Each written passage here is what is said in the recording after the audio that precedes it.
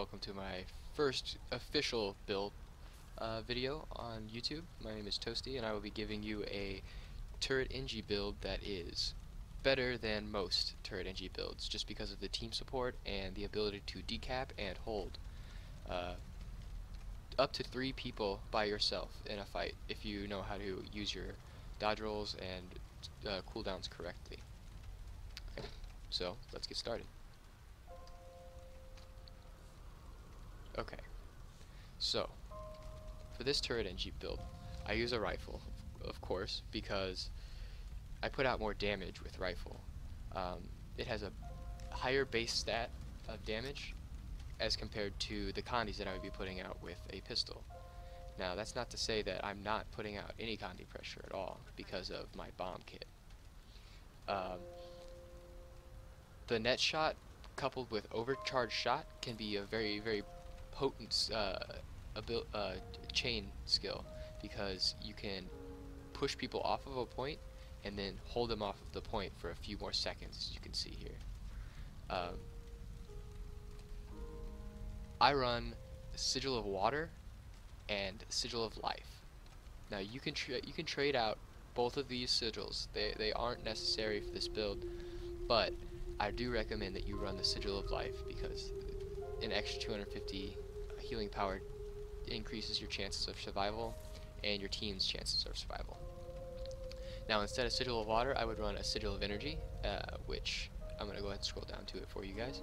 It's on weapon swap, which on Engis, if you are unaware, when you trade to a kit, it counts as a weapon swap. So you need a quick dodge roll. You can always switch back over to rifle or back over to bomb, whichever you're in, and then go ahead and get your dodge roll. I run Runes of Gw2 because I want to have almost permanent regeneration. If I don't have regeneration, that I'm losing a little bit of that healing power, and the healing power I have is so potent that, like I said, you can almost 3v1, maybe not win the 3v1, but you can definitely hold them off for at least 20 seconds while your team can either cap a point or come back home to support you. I run a Cleric's Amulet. I know you're thinking, well, why does he need all that healing power? Let me get into my traits and I'll show you why. Basically, I'm using my bombs, as you can see here. Even when I dodge roll, I set off a bomb. Increasing the radius of this bomb makes it to where it's about the same size as a point. So if you're standing on a point and you just stay on point, you can almost indefinitely heal yourself. Moving on to the next, I have this minor trait. It helps me stack regeneration. As you can see, it's 16 seconds, which is much higher than the cooldown, which allows you to stack if you are really in that troubled spot that you'd sometimes get into. You gain protection when you're critically hit. This is a big one, especially for like thieves and things like that. You're going to be getting protection from your thumper turret from one of our next traits, but this definitely helps a lot when you're trying to get DPS'd. Automated medical response. This is a pretty good skill. This has saved me quite a lot of times, to be honest. Just because, like I said, my heals are so potent. If I do get knocked down to that 25%, I can knock myself back almost all the way up.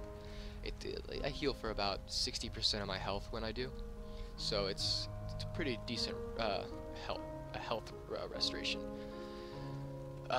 Your turrets are going to heal themselves, which is very good.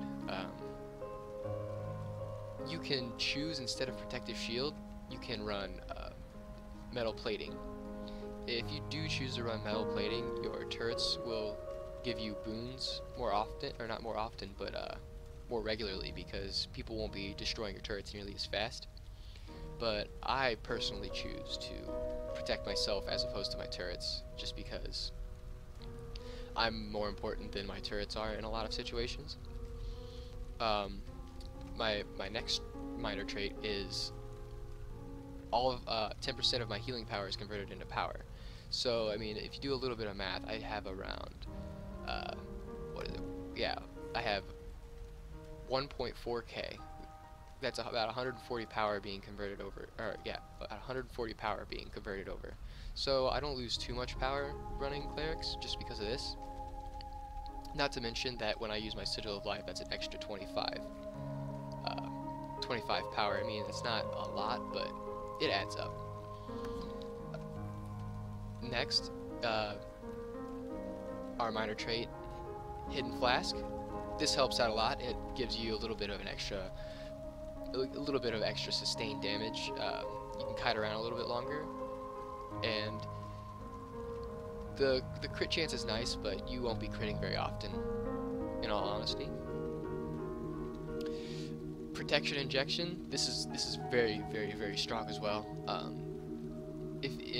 If you're getting if like a Hambo rushes to your point, you're gonna have almost permanent protection because of your turret and your this ability here. So just mitigating 33% of the damage that you're gonna get is very, very, very good, especially as strong as the heals that you're getting.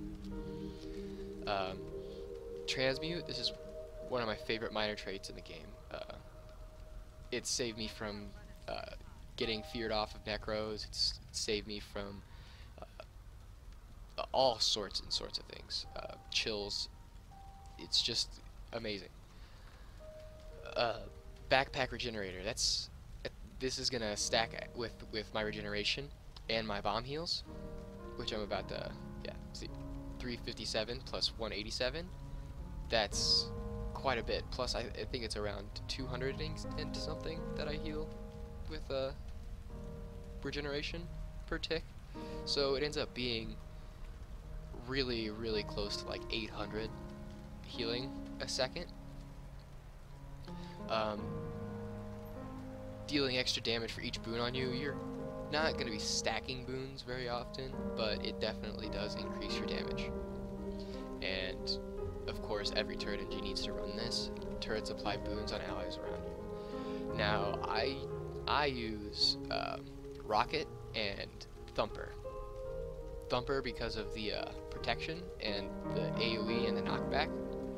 I use Rockets because you can often put rockets in a place where people can't get to it, so it's almost always out of harm. It's also a very, very, very strong just automatic attack. I mean, that it's base damage too. It does not scale from what I know, so just that alone is tremendous.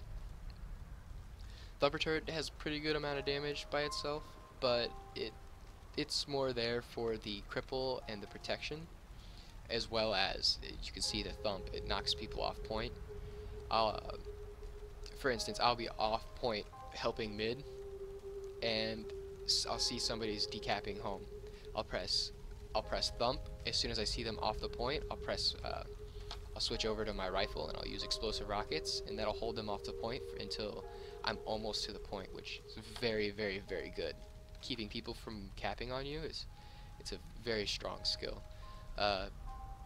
Supply crate. I mean, this is probably the best elite in the game. In all honesty, it's a blast finisher. It stuns for 2 seconds. It drops med kits around you. It also drops a fire turret, a net turret, and a regeneration turret. It only lasts 60 seconds, but it has saved me so many times. Using it in a clutch situation can be the difference between winning a 2v1 or even winning any sort of team fight. Just dropping it can almost instantly turn the tide of battle. Alright, I'm going to go ahead and get into my utility skills here. For anyone unaware of how engineers work, your utility skills up here, or your, what do you call them? I'm going to call them F1 skills, F1, F2, and F3, F4. They are based off of your utility skills here. So as you can see, healing turret, regenerating mist, just little things like that. This is very good for running onto a point and decapping. Big old bomb. it also heals you, so don't be afraid to drop it in uh, a dicey situation because you can actually get 2 ticks from 1 bomb this way. Rumble, this while your turrets are up, um, you cannot use this skill. It will destroy your turrets if you do. But if your turret does end up going down, it's an extra blast on your water field, and it can, I mean, every little bit adds up. And rocket, this is a really weird flight pattern. It does have quite a bit of range, but oftentimes if you aim it far, you'll never hit. So the only times I use it is when somebody is almost directly on top of me. Um, that pretty much wraps up the build portion of uh, my engineer. I'm gonna go ahead and show you guys some gameplay here. Um, just gonna cut